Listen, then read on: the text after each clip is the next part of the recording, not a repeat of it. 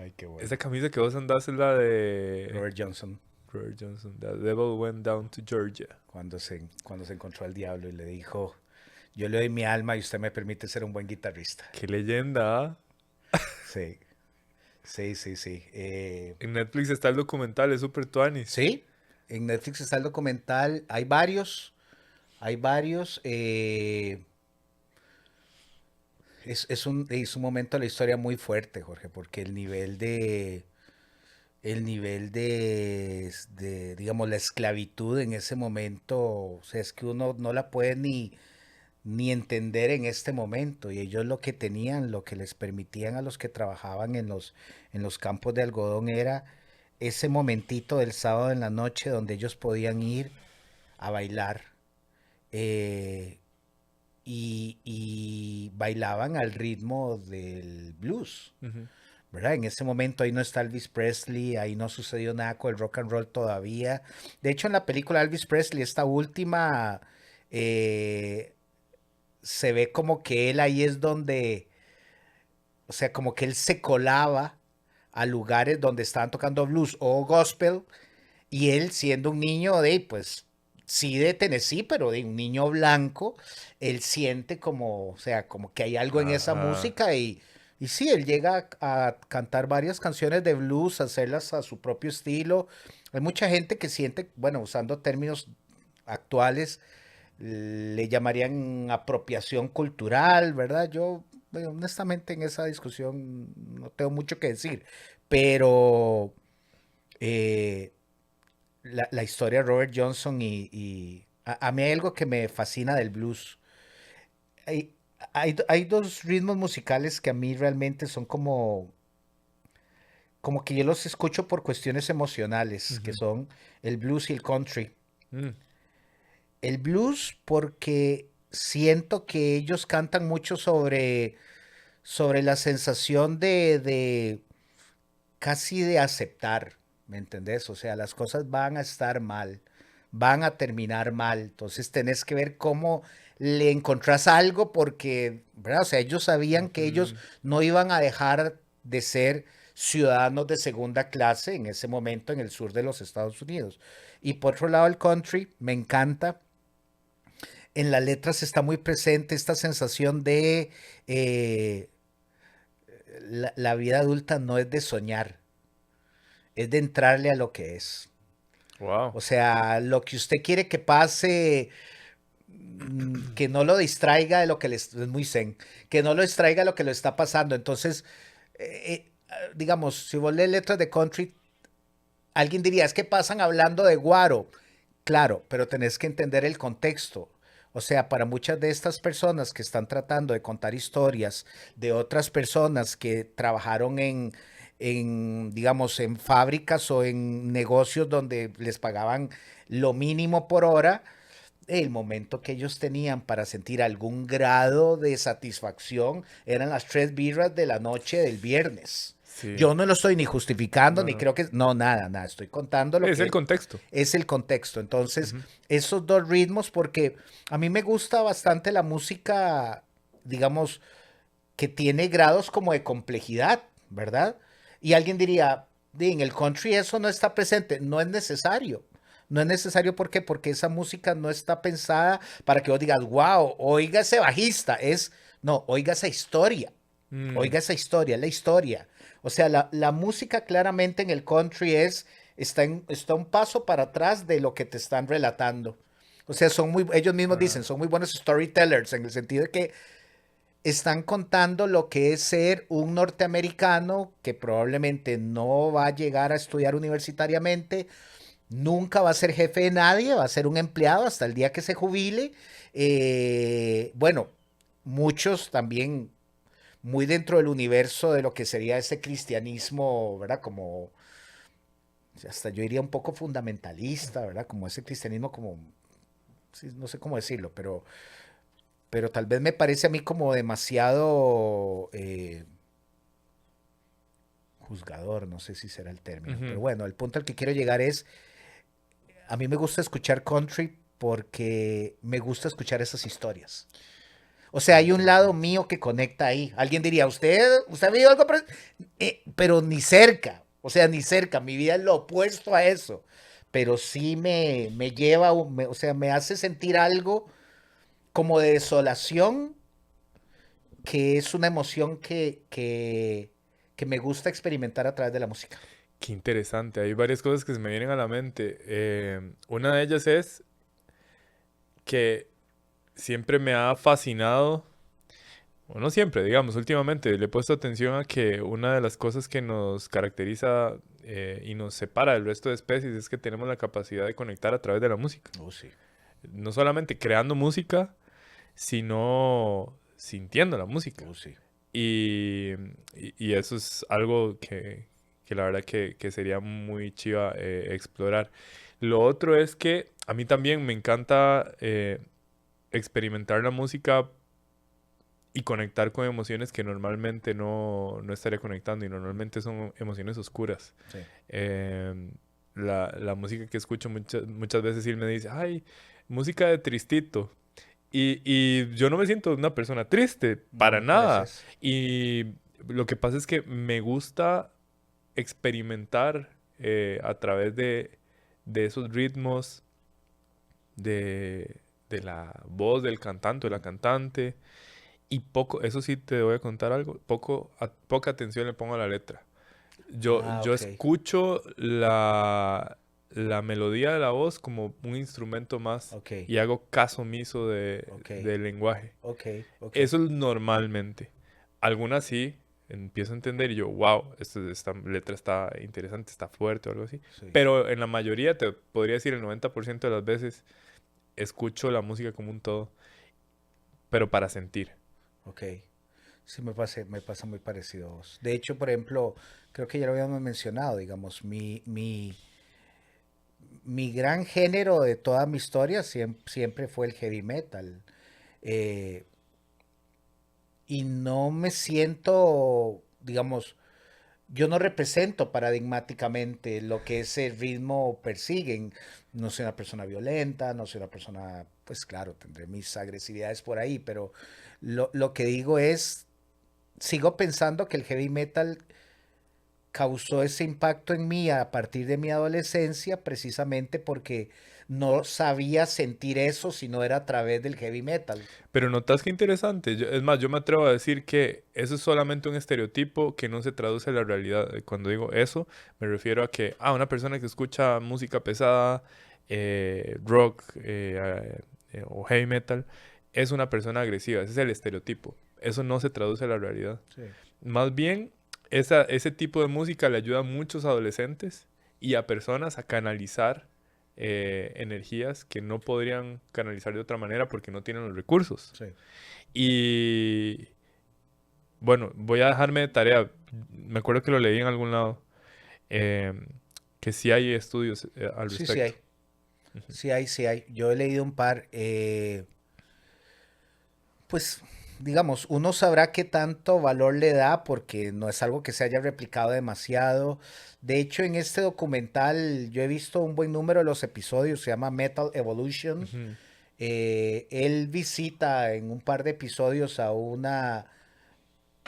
ella es como una neurocientífica, musicóloga, que él precisamente la pregunta que le va a hacer es, ¿por qué uno queda tan conectado de algo que si uno ya lo oye, si oye sus letras, uno dice, ma, están cantando cosas como que no me representan, Claro, ¿verdad? claro, claro. Y ella también, la explicación que ella da es que hay todo un efecto catártico en el heavy metal, eh, que si no lo hubieras tramitado por ahí, una de dos, o lo reprimías y luego salía el modo más espantoso, o lo actuabas. Ese es el asunto de la catarsis, es algo que eh, eh, hay un texto de Aristóteles que se llama, no sé cómo se llamará, pero en castellano le llaman la poética.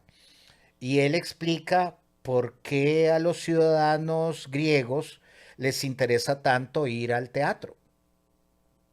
Y él dice, es que tenés la posibilidad de verte afuera. O sea, donde vos estás viendo la tragedia, donde estás viendo la comedia, o sea, ese otro, él no lo dice así, pero usando términos psicológicos, especularmente yo me veo en el otro, es lo mismo de las películas. Exacto, estaba pensando en eso y la película que más viene a mi memoria por el impacto que tuvo a nivel emocional fue The Joker. O sea, yo me Mm, acuerdo de haber visto esa película y salir con una sensación de satisfacción por la experiencia, pero al mismo tiempo drenado. Era como, wow, esto que acabo de ver es sí, fuerte. sí, Y me hizo empatizar con personas que están pasando situaciones así, que sí, esa es la versión extrema y casi caricaturesca, pero hay personas que están desapegadas de esta realidad, sí, viviendo encerradas en el cajón sí, oscuro sí. de su cabeza. Y eso me pareció fascinante, o poderlo vivir a través de la historia de alguien.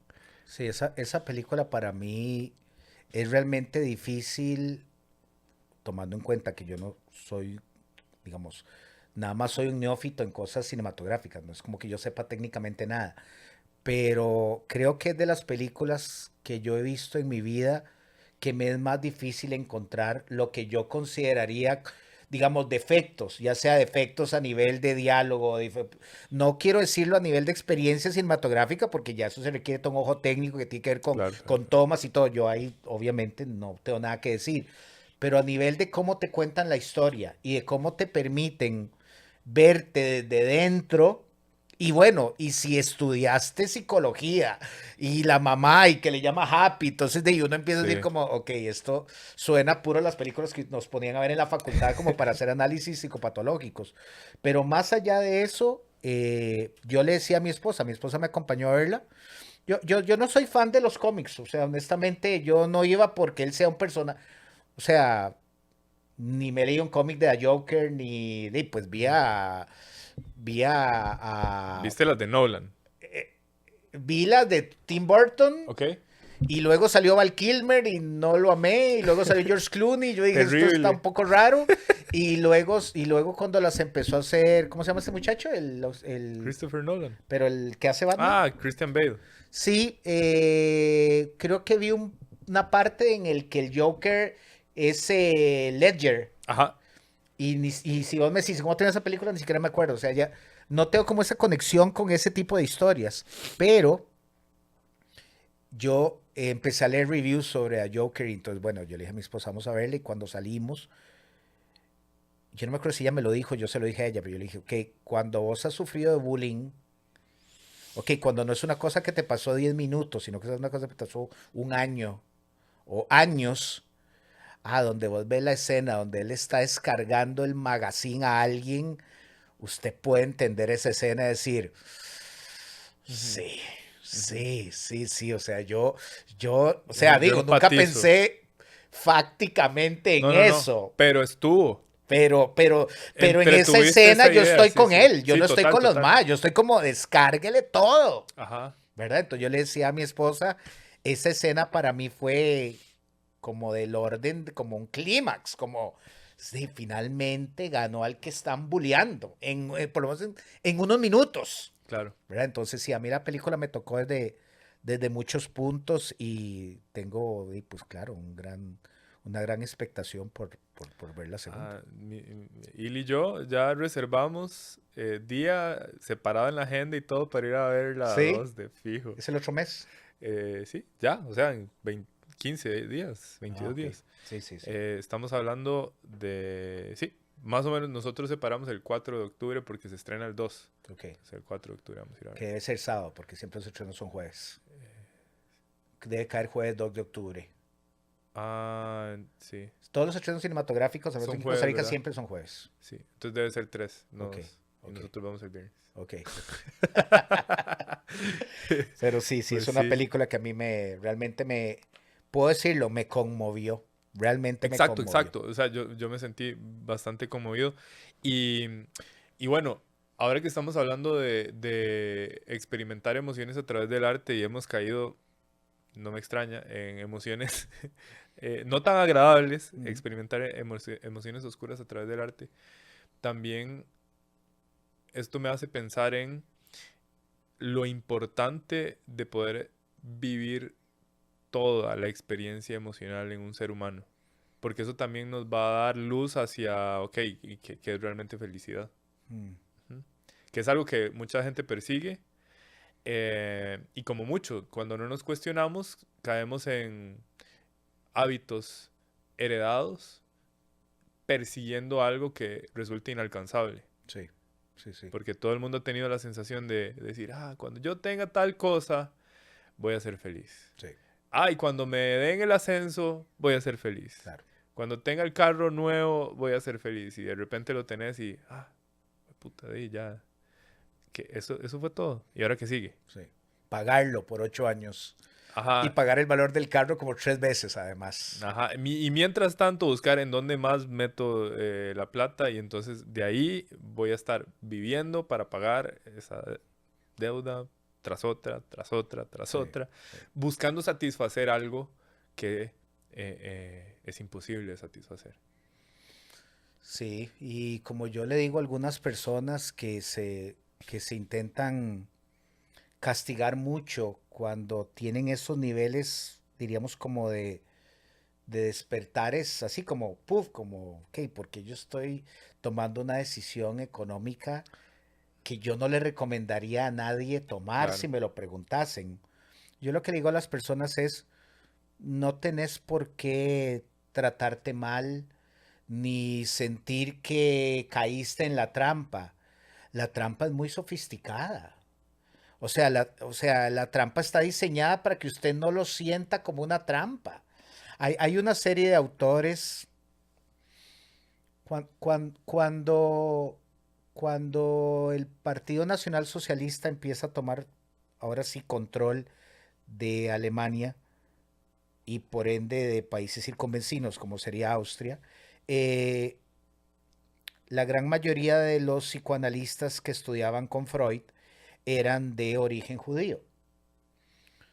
Cuando se empieza a gestar todo este asunto del nazismo, y obviamente los que pudieron huyeron y algunos no pudieron huir, digamos, 2 hermanas de Freud mueren en campos de concentración, o sea, no todos tuvieron la posibilidad de salir.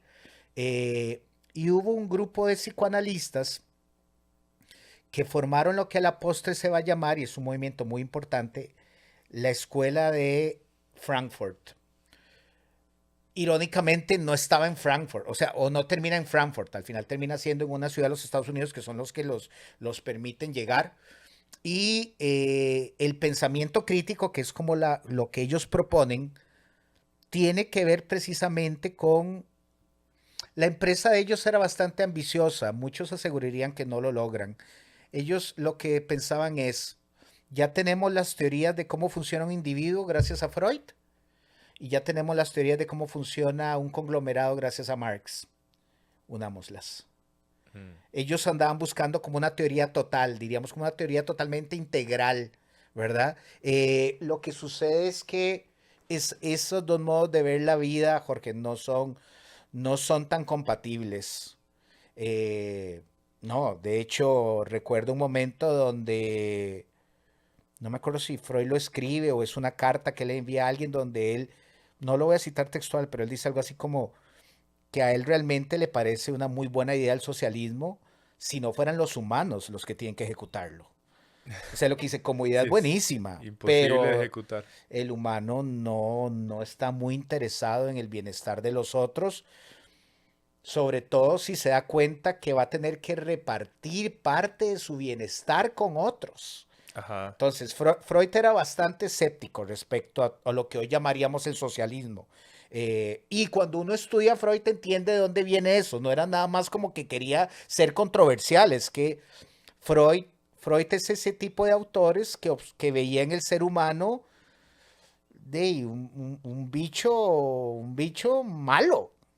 ¿Me Sí. entendés? O sea, Freud no observaba en el humano como todos esos lados virtuosos que según él, cada cosa que el humano ha hecho que termina siendo virtuosa, no es porque quería que fuera virtuosa, es ya sea por un deseo de como de impactar, una cosa y más del ego, o como él pensaba, todas las manifestaciones que llamaríamos bellas, como el arte y todo esto, él lo que decía es, ese es un modo de tomar la energía sexual y mandarla a otro fin.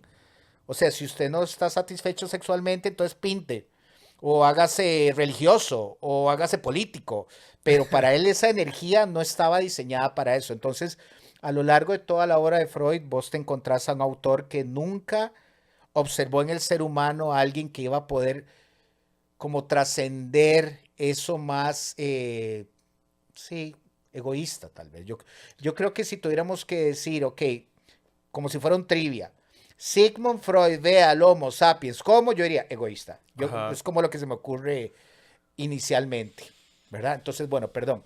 Entonces, la escuela de Frankfurt, los pensadores de la escuela de Frankfurt, empiezan a escribir textos muy interesantes donde se empiezan a preguntar, por ejemplo, cuál es el efecto psicológico de, digamos, de comprar cosas. Digamos, cosas que Freud nunca como que se detuvo a pensar. Y hay un texto muy importante, el texto se llama El hombre unidimensional. Fue escrito por un autor que se llamaba Herbert Marcuse. Y Marcuse básicamente lo que plantea en ese libro es que el sistema, el sistema no quiere que te preguntes por nada. Por nada, por nada. O sea, porque si nace la duda en vos, vos podrías esa duda también llevarla al porqué de tus acciones. Y al sistema eso no le hace bien. ¿Me entendés? Entonces, en ese libro, Marcuse lo que plantea es el carro, la casa, los títulos, los discos. Es la prueba de que el sistema está tan insertado en nosotros que hasta creemos que es una decisión propia la que nos lleva a escoger este y no el otro, ¿verdad? Entonces, Claro. todo, to, sí, creo que, no sé si todos, tampoco lo leía todos, pero de lo que yo leí de pensamiento crítico, para ellos era muy fácil observar que el sistema capitalista, por decirlo de alguna forma, no, digamos, va a tratar de erradicar cualquier nivel de pregunta. O sea, el capitalismo no quiere saber nada de filosofía. Nada, Ajá. nada, nada. A no ser que lo vuelva un objeto de consumo. Ajá. Ahí sí el capitalismo le abre la puerta a la filosofía. Claro. Si la filosofía se vuelve una moneda de cambio, la filosofía tiene un espacio. Si la filosofía viene a como a cuestionar el sistema, bueno, y oírle a la gente. ¿Cuánta gente vos le decís, yo estudié, voy a estudiar filosofía? Y la gente como, ay, ¿por qué uno estudiaría filosofía? Digamos, o sea, ¿verdad? O sea, evidentemente usted no tiene nada que hacer con su vida, está muy aburrido, ¿verdad? Entonces ve lo que ese es un reflejo de lo que el sistema desea. El sistema desea que vos no te autoconozcas, que vos no te preguntes si a lo mejor adquirir el vehículo que querés, porque no quiero hacerlo extensivo a comprarse un carro. No quiero sonar tan hippie, en todo caso sería yo el más hipócrita si allá afuera está el mío. Ajá. Entonces Que no quiero huele a sonar. nuevo. Gracias. Esa es una herencia de mi papá. Mi papá, sus carros era como entrar a esas tiendas de malls donde venden splashes y esas Ajá. cosas. Sí, así olía el carro de mi papá. Mi papá era increíble en ese. El mío no huele tan rico, pero sí, yo trato de que huela bien. Que lo que te decía es que algunas veces, si la gente se detuviera un momento a preguntarse, no si es el carro que desea, sino si es el carro que necesita. Mm. Hablando de Estados Unidos, en la época en la que mi familia y yo estuvimos en Tennessee, a mí me llamaba mucho la atención que yo no observaba eh, tiendas o sí, tiendas donde vendían vehículos nuevos. Que aquí vos vas al este y está la Todo lado, sí, Jaguar, sí, sí. la verdad. Y entonces una muchacha que conocíamos, que es una tica que ahora vive en Knoxville, que nos acompañó unos días, yo le decía, Carolina, ¿dónde están las tiendas de carros nuevos de Tennessee? Y me dice, es que vieras que el norteamericano promedio no cree que sea una buena idea comprar un carro del año. O sea, si vos puedes comprar uno de segunda que cuesta mucho menos, que además la misma empresa te asegura que va a tener una super garantía, ¿por qué comprarías un carro del año? Digamos, ¿verdad? Y para mí fue muy fuerte como, qué locos estos más, porque no quieren un carro del año, ¿verdad? Y bueno, ya en ese momento, pues tal vez pensaba unas cosas, ahora pienso otras, pero lo que quiero decirte es, el sistema, el sistema no va a tratar de que vos penses en eso, porque si lo pensás en frío y si sacas una calculadora para hacer como la matemática, probablemente es uno de los peores negocios a los que uno Claro. puede. Es más, si nos atrevemos a llamarle negocio comprar un carro, eso ya es Ajá, discutible el término, total. ¿verdad? Entonces, ya yo desde que tuve la posibilidad de leer textos del pensamiento crítico, ya estaba bastante influenciado por estos autores que nos llamaban la atención respecto a, o sea, el sistema, por más malévolo, si queremos usar ese término que sea, eso no le quita lo efectivo que es. El, hay varias cosas que me gustaría agregar a eso. Cuando las personas hablan del sistema, pareciera que es un ente Mm. ajeno a nosotros, que nos quiere controlar y Sí, como manipular una y, matriz ahí. ajá, hay una matriz y hay un 1%, el 1% que están haciendo que todos funcionemos de esta manera. Sí. Y yo creo que desde mi punto de vista, un camino para entender por qué funcionamos como sociedad es entender cómo funcionamos como individuos. Claro. Y cuando entendemos que como individuos somos seres sociales, que aprendemos a través de la experiencia en interacción con otros, a través de nuestra vida misma, con nuestros sentidos imperfectos y nuestra limitación de expresar lo que entendemos a través de las palabras que son ambiguas, no necesariamente tienen un significado específico que yo he elegido o que he definido de forma intencional, entonces todo eso me lleva a simplemente repetir patrones que me han permitido sobrevivir hasta ahora.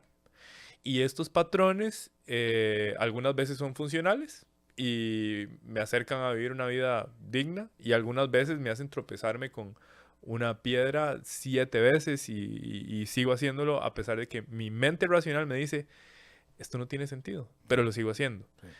Y esto también una manera de entenderlo es que al recibir esta información y transformarla en palabras o entendimientos, cuando yo las he confirmado de forma consciente o inconsciente, se convierten en comandos para mi vida. Claro. A esto le podemos llamar creencias, Mm. que son esas ideas que, lo quiera o no, están en mi cabeza, que me dicen a mí cómo funciona el mundo. Son esas generalizaciones, las cosas son de cierta manera. Las personas que hacen tal cosa van a terminar con tales resultados. El dinero es esto. La salud es tal cosa, la felicidad es tal otra. Cada dicho o refrán que repetimos en la sociedad, todo eso son pequeñas ideas que cuando se quedan en nuestra mente nos dicen a nosotros cómo operar. Mm. Entonces, si vemos eso como nuestra experiencia individual, extrapolémoslo. Mm. Y entonces ahí nos damos cuenta de por qué es que la sociedad funciona como funciona. Es más difícil cambiar esto. Claro. Es más difícil porque sabemos lo difícil que es cambiar un hábito. Oh, O descartar una idea que yo he dado como un hecho. claro. Porque es mi forma de ver el mundo. Y cuando yo creo que mi forma de ver el mundo es el mundo, bueno, aparte que voy a pasar sufriendo, es muy difícil también descartarlo. Sin duda. Y Porque te da entonces consistencia. te da consistencia, te da seguridad, aunque lo estés sufriendo, te da cierta sensación de control. Yo sé qué esperar de esto. Sí. Y es una buena manera que tiene nuestro cuerpo físico para ahorrar energía, no cuestionar. Sí, No, sí. no use el pensamiento crítico, simplemente repita el patrón, por más que estés sufriendo. Ahora que nos contabas de las letras del blues y del country, es aceptar una realidad en decadencia. No voy a pasar de aquí. Sí. Son creencias que se van heredando. Sí.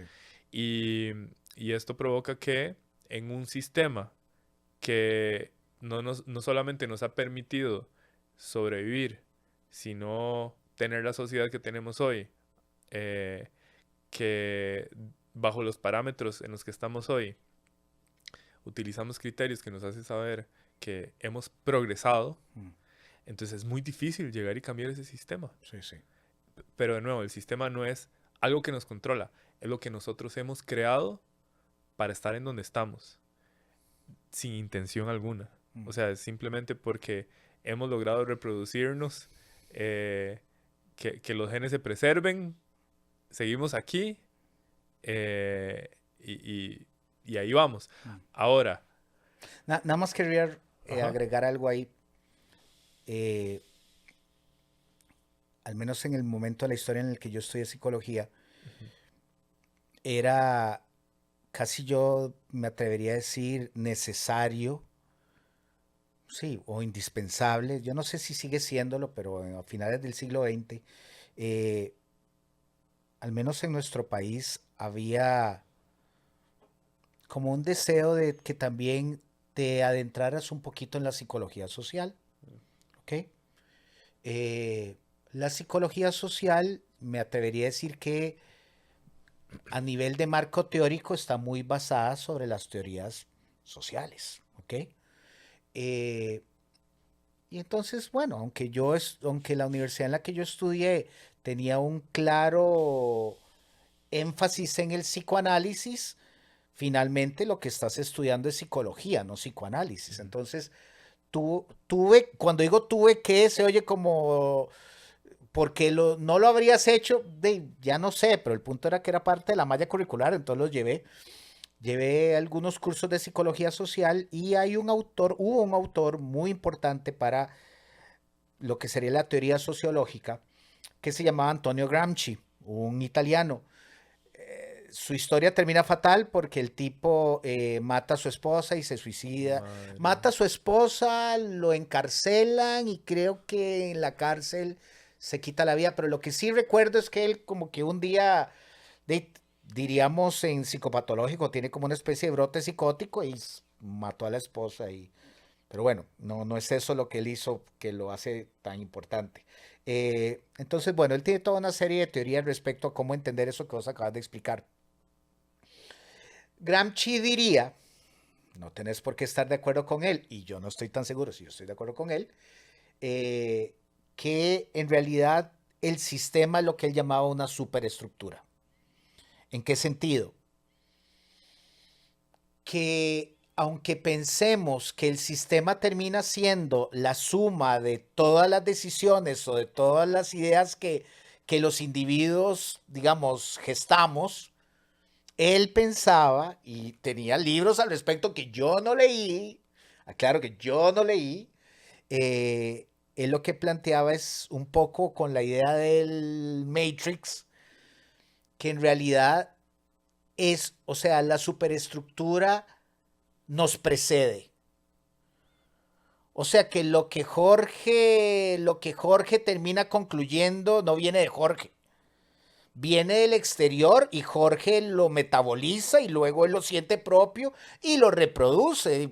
Yo pienso, por ejemplo, esto puede haber sido ficticio, tal vez como diría Freud es un recuerdo encubridor y no sucedió así, pero yo lo recuerdo así. Yo recuerdo que yo estando en la escuela le pregunto a mi papá, eh, debe haber sido algo así como, pa, ¿qué es el comunismo? Yo sí recuerdo que era de mi época de primaria, tengo muy poco recuerdo de mi primaria, eso sí lo tengo. Y la explicación de mi papá es escalofriante. Escalofriante porque ideológicamente ya ahí me pone como en alerta. Me dice, ¿a usted le gustan las tenis que usted anda puestas? Y yo, sí, me encantan mis tenis que ando puestas. ¿Y a usted le gustaría tener más tenis que las que anda puestas? Yo, sí, por supuesto que me gustaría. Ok. El comunismo sería que si en la casa a la par el papá no trabaja tanto como yo, los hijos del vecino y usted van a andar las mismas tenis y no van a poder elegir cuáles andar. De claro, ahí me instaló un miedo a todo lo que no sea capitalista. O sea, y entiendo, mi papá era un producto de su época. ¿Verdad? O sea, además eso está como el mundo saliendo de la Guerra Fría claro. y el comunismo que eran satánicos y mi papá no estudió en la UCR, lo digo con todo respeto, yo sí. O sea, ¿qué quiero decir con que no estudió en la UCR? Que él no estuvo expuesto a ninguna de todas esas como discusiones ideológicas, por llamarlo de alguna forma, que yo que estudié muchos años después, se seguían gestando en la UCR todavía y quisiera pensar que se siguen dando todavía. Mi papá no, mi papá estudió en una universidad privada, trabajó en la empresa privada, entonces él decía como, de un poco al estilo de la sociedad norteamericana de finales del siglo XX, todo lo que sea comunismo, socialismo es diabólico. Ajá, ajá, ajá. Y además de ahí hablaban de que ellos no tenían religión y mi papá era Sí, católico. Entonces, o sea, lo que te quiero decir es, yo crecí en una familia donde el capitalismo era una gran cosa. claro. Ajá. Yo llego a la facultad de psicología y rapidito me dicen, es una gran cosa. Hmm, Entonces me interesa, o sea, ahí instala una pregunta, no, la pregunta no suscitó tanto porque si alguien me diría, pero entonces vos sí sos socialista, pues yo creo que no, creo que nada, no lo he estudiado a profundidad, no, no siento que mi vida la vaya llevando como la llevaría, ¿verdad? O sea, entonces, para efectos prácticos, y no porque me enorgullezca, y probablemente si alguien me coloca del lado del capitalismo diría, de sí, me parece que sí, por mis decisiones creo que estoy más de ese lado. Tampoco me parece que sea lo que diga mejor, lo que más dice de mí, ¿ok? Me claro, gustaría claro, decir claro. que hay otras cosas.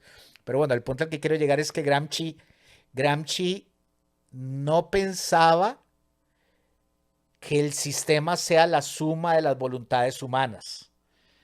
O sea, hay una ideología y las voluntades humanas se afilian a Totalmente. Y yo creo que esa... complementa lo que estaba tratando de explicar. O sea, era como para entender que no existe tal cosa como un Sí, que no es sistema una que cosa nos... etérea ahí en el Ajá. aire, No es un como... ente. No es un No es ente, un ente. No, no es algo que... no es un ser. no es un ser, no es un grupo de elitistas. Sí.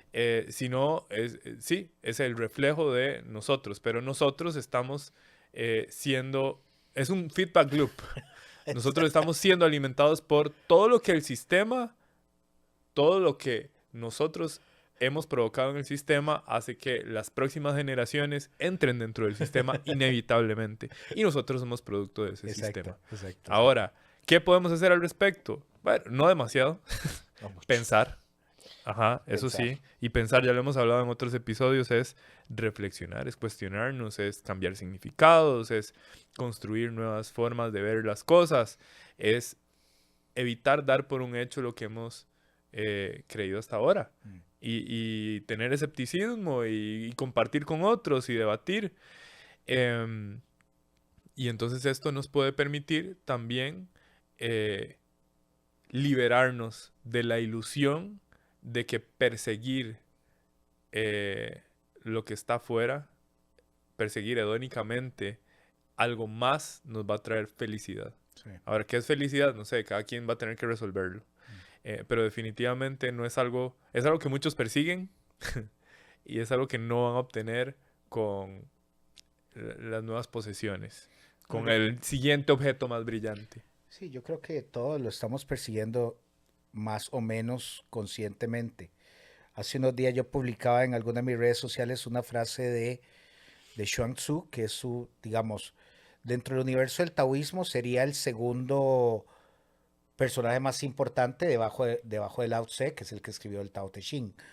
Y Xuan Tzu en alguna parte, el único texto que queda registrado a su nombre, que algunos autores plantean que probablemente él no lo escribió todo, pero bueno, quedó bajo su autoría, entonces para efectos prácticos, para mí lo escribió Xuan Tzu, y si no lo escribió él, puedo también Ajá. vivir con eso sin problemas.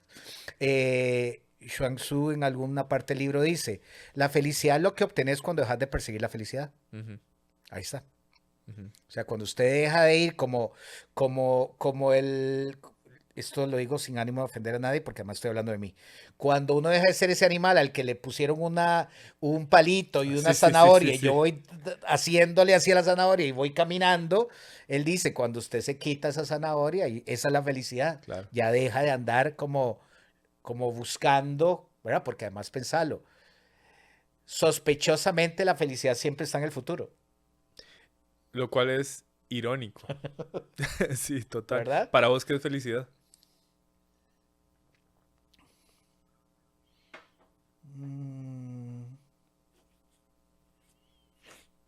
bueno, en mi caso es una sensación de, o sea, yo no sé si mi felicidad me da calma o mi calma me da felicidad, pero en los momentos en los que me siento muy calmado, eh, que por dicha he experimentado bastantes a lo largo de mi vida y en temporadas bastante extensas, eh, Cuando me siento muy en calma, creo yo que se parece bastante a la felicidad porque la pregunta por la felicidad desaparece.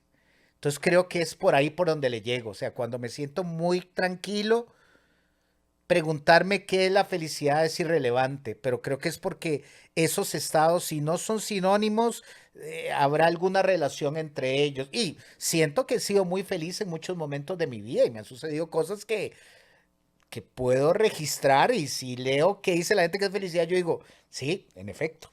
O sea, yo he llegado a experimentar eso muchas veces. eh, y para las personas que tal vez sienten que no lo han vivido tanto como quisieran, al menos en mi experiencia como persona, en estos 51 años de vida, o sea, la felicidad en mi vida está más cerca de donde estoy que en mis primeros años. ¿Me entendés? O sea, si tuviera que groseramente tratar de diagramarlo, o sea, en mis 30 era más feliz que en mis 20, en mis 40 que en los 30 y en los 50 que en los 40. O sea, acá, entre más voy envejeciendo, más Más fácil, feliz. más en calma, digamos, Ok, como que me eso siento. está interesante. Sí, Eh, yo estoy muy alineado. Para mí, la felicidad está directamente asociada a un término que descubrí, un término en griego que se llama eudaimonia, claro, armonía de espíritu, claro, armonía interior, sí. que es ese estado de completa quietud y satisfacción con lo que es. Sí. Yo no creo que la felicidad sea perseguir. Mm, Es un estado de calma, de tranquilidad, de saber que estoy bien con lo que es. mm. Estoy bien, acepto lo que es, amo lo que es, estoy bien con esto. Bueno, vos me has recomendado un libro súper interesante, Stumbling on Happiness, de Daniel Gilbert, ¿es? Sí, Em, creo que es David. David o Daniel, ahí Sí, lo buscarán sí, y nos ponen en los comentarios sí. que encontraron. Apellido Gilbert, sin duda. Stumbling on Happiness. Em, En este libro, él habla sobre cómo los seres humanos tenemos tres principales errores al perseguir la felicidad. Em, Uno de ellos es la incapacidad que tenemos de imaginar correctamente nuestro futuro, Claro, porque necesariamente está atado a nuestro pasado y teñido por nuestro presente. total. A qué me refiero con esto? ¿A qué se refiere el autor con esto, mejor dicho? Es si yo en este momento acabo de almorzar, probablemente no voy a predecir que mañana, que más tarde, cuando cene, tenga un grado de satisfacción X. Mm, Lo que vaya a predecir va a estar muy lejos de la realidad. sí, Así como si voy al supermercado, si tengo hambre, voy a comprar más cosas de la cuenta. claro. Así es como funcionamos. Lo otro, el otro error que cometemos al perseguir la felicidad es que quitamos cosas, o sea, dejamos cosas de lado, obviamos cosas y agregamos cosas también basados en nuestra experiencia. Entonces, cuando yo voy a cambiar de trabajo, voy a obviar todos los contras del cambio de trabajo, diciendo, el siguiente trabajo voy a estar más feliz y se me olvida que en los primeros 3 meses no voy a saber nada, no voy a conocer a nadie, voy a tener Que tal vez no probablemente me contratan después de los 3 meses. exactamente, obvio todo eso y agrego cosas, entonces agrego todo lo que me conviene en dirección a eso y me hace predecir ese futuro. Y lo tercero es que se nos olvida que somos capaces de utilizar algo que él llama racionalización y que tiene que ver con nuestra capacidad de que aún en los peores momentos podemos encontrar significados que nos permiten continuar y avanzar.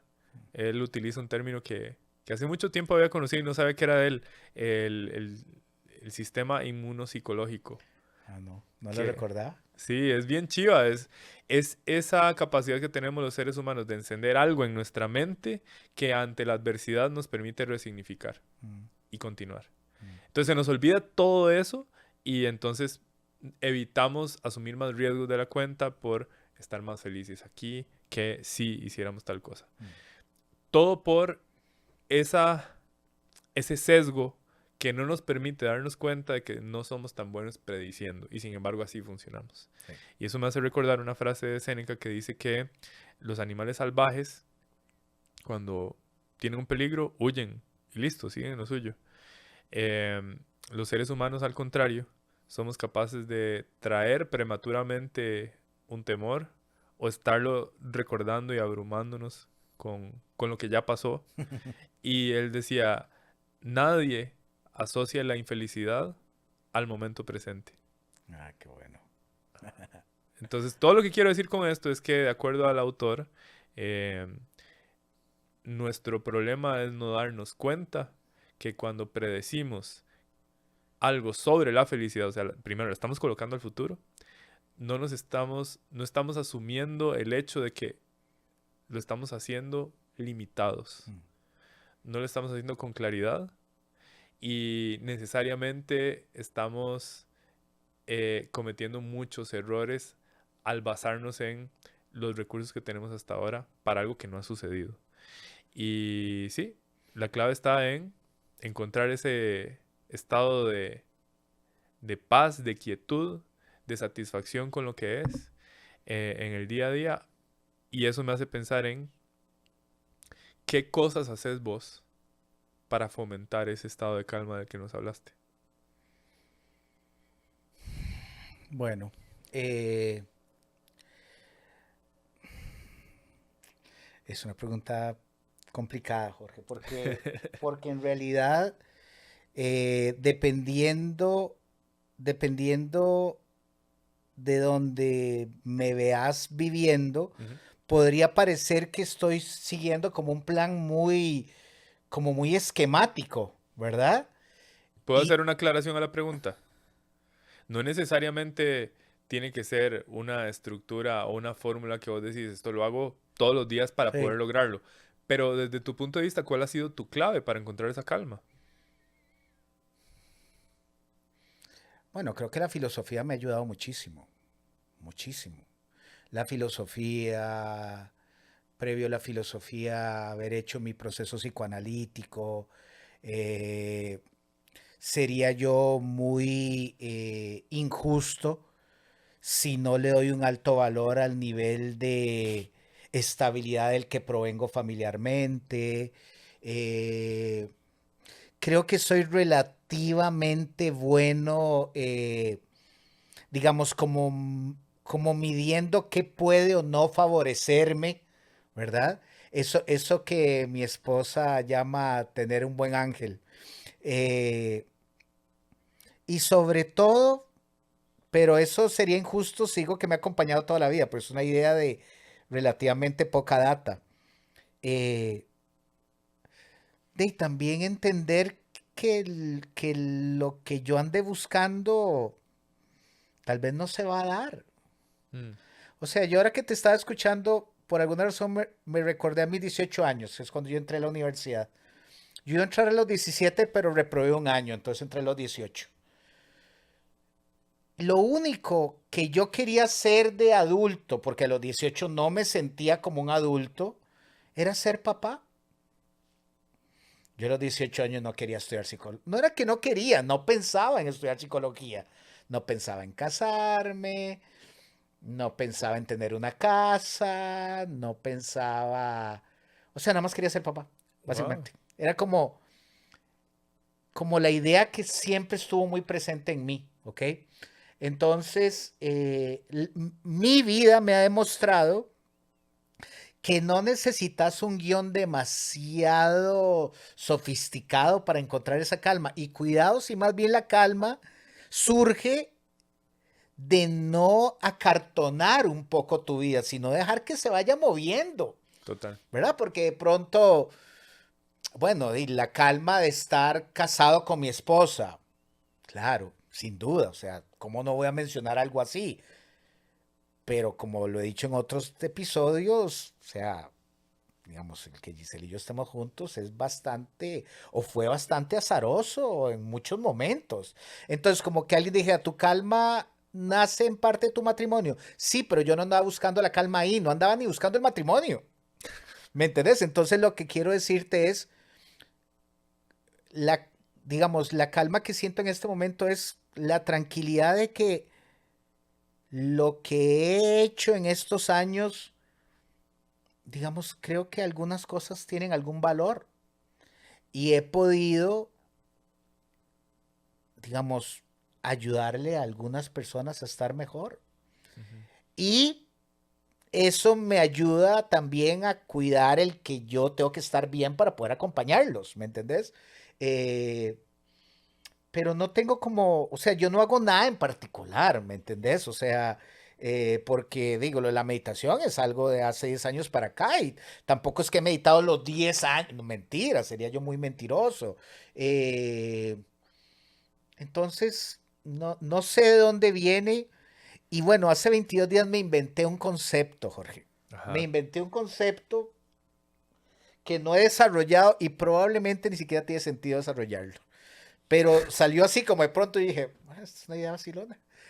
Se me ocurrió pensar en las contexturas psicoemocionales. Wow. Nada más pensé en esto. Si hay gente con textura delgada, hay gente con textura gruesa, hay gente como más musculosa, hay gente que probablemente lo psicoemocional funciona igual. Hay gente más nerviosa, hay gente más tranquila, hay gente más ansiosa, independientemente de lo que les pase en la vida, si vos tomas a alguien con una propensión al nerviosismo y lo metes en un estado rodeado de estresores, y obviamente esa persona va a Se explotar. dispara, sí. Pero también mi trabajo me ha enseñado que hay gente que vive en ambientes que yo jamás desearía vivir y vos lo ves atravesarlo con un nivel de calma que yo creo que tiene que ver con su contextura psicoemocional. O sea, es una persona que ya de por sí puede navegar las aguas del estrés.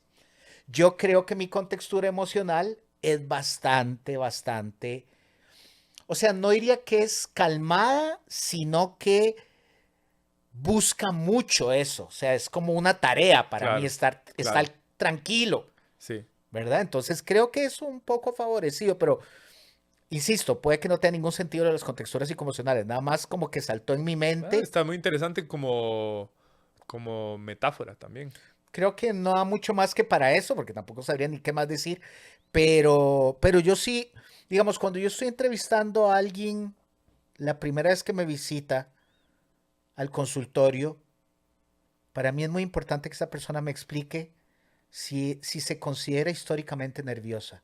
Mm, O sea, no si es, o sea, que está mal, lo sé porque está en un consultorio. Esa pregunta no tengo que hacerla.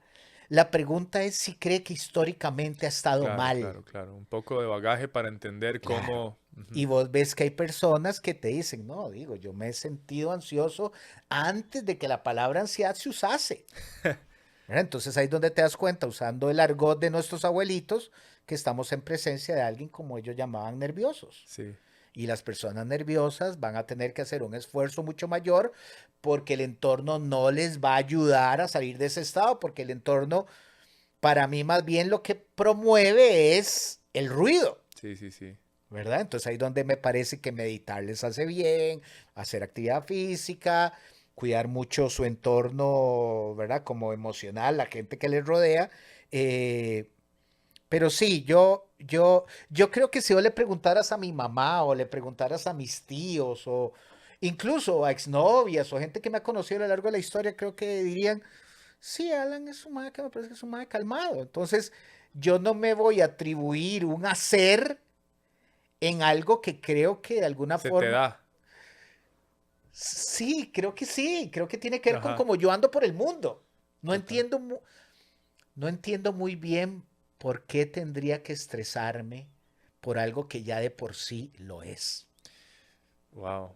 Mira, yo te cuento que yo me pongo a pensar en mi versión del pasado y yo pasaba con miedo, ansiedad, nerviosismo, pero era muy extraño, era una experiencia muy extraña. O sea, a mí me resulta muy difícil poder describir algo que pasó hace muchos años, pero sí me acuerdo que no la pasaba bien, tenía muchas pesadillas, tuve ataques de pánico que me despertaban en la madrugada, yo sentía que me iba a No, morir. qué fuerte. Em, Hasta la fecha no he logrado resolver por qué demonios termino mordiéndome las uñas de vez en cuando, muy ¿Dormido? seguido. No, no, Ah, ok, no. que cuando estás En el muy día a día nervioso. estoy como así, de la nada, y yo, uy, Y estás ahí como... y estoy. Eh, Es un hábito, lo dijiste ahora. es un hábito, pero yo creo que proviene de algo ahí, Ah, no hay duda. definitivamente. Pero te cuento que siempre había estado incómodo con eso, como esa necesidad de querer resolverlo. Y eso sí ha estado en mí. Es como, ok, esto es lo que tengo. Y está bien, ahora que yo necesito saber cómo salgo de aquí y yo me apunto. O sea, yo firmo el contrato que tenga que firmar con tal de dejar esta mierda de lado.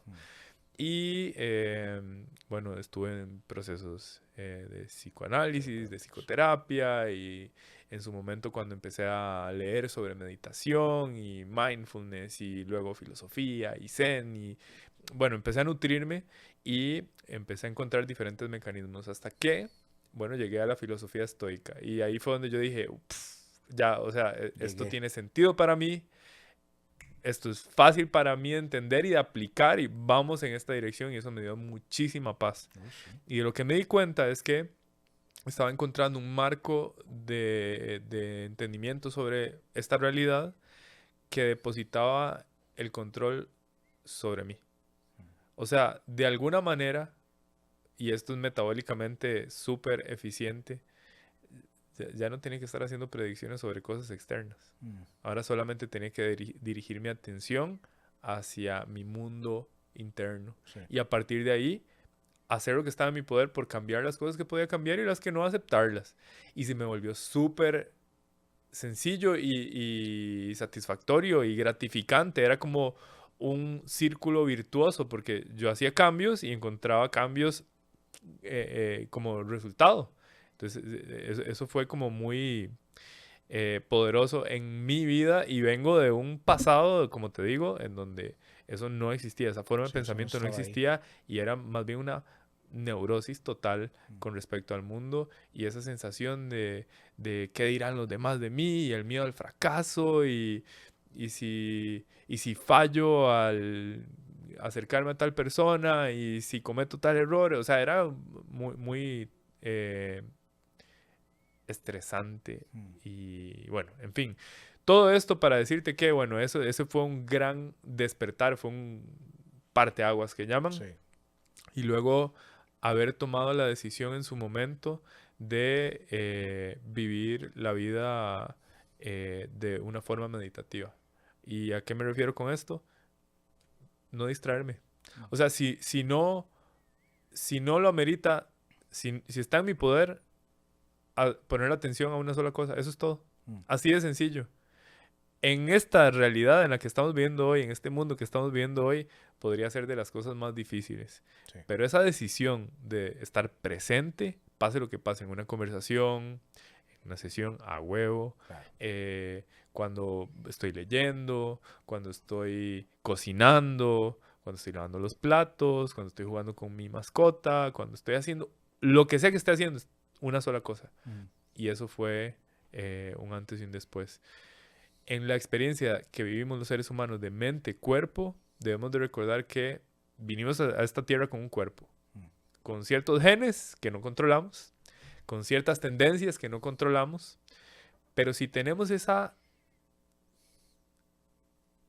esa visualización o esa necesidad de querer cambiar, podemos hacer cambios, pero hay que comprometernos con ellos. Y hay cosas que podemos hacer para cambiar algo en nuestro cuerpo, como dijiste ahora, de hacer ejercicio, ser intencional en las relaciones que tenemos, o sea, con quién nos relacionamos, la alimentación que tenemos, la calidad de sueño, y eso nos va a dar un cuerpo que nos va a permitir avanzar más o menos rápido en dirección al cambio. Y luego de cultivar una mente consciente a través de múltiples sí. opciones que hoy tenemos disponibles. En fin, todo esto me ha parecido increíble. O sea, yo he disfrutado mucho este Yo episodio también. y yo espero que las personas que nos escuchan y que nos ven también estén disfrutando. Gracias por estar presentes. Hemos vuelto y vamos Hemos- a seguir. Nunca nos fuimos, nada más. Cosas del destino, Nada cosas más del ahí destino. leímos mal una cosa en la agenda, eso Sí, es sí, sí, todo. total. Nunca nos fuimos. Cosas que quiero proponer. Uno, suscríbete a nuestro canal en YouTube. Sí. Suscríbete a Spotify. Déjanos comentarios sobre Muy qué importante. temas te gustaría que Muy habláramos, importante. qué te pareció este episodio, preguntas que surgieron por ahí. Sí, sí. Hacernos el rate en Apple Podcast también. Todo eso nos funciona para seguir creciendo y seguir Sí. haciendo esto que amamos hacer y llegar a más personas. Por otro lado, realmente queremos saber de vos. Entonces, tanto a Alan como a mí, podés mandarnos un mensaje de texto o un mensaje de audio por medio de Instagram Sí. diciéndonos de qué tema te gustaría que habláramos en los siguientes episodios. Por favor. Y vamos a hacer el feature. O sea, si nos mandas el audio, vamos a poner el audio y a partir de ahí vamos a elaborar la conversación. Qué bueno. Me encanta eso. Me Sí. encanta. Yo no sabía, pero me gusta. Ajá, sorpresa.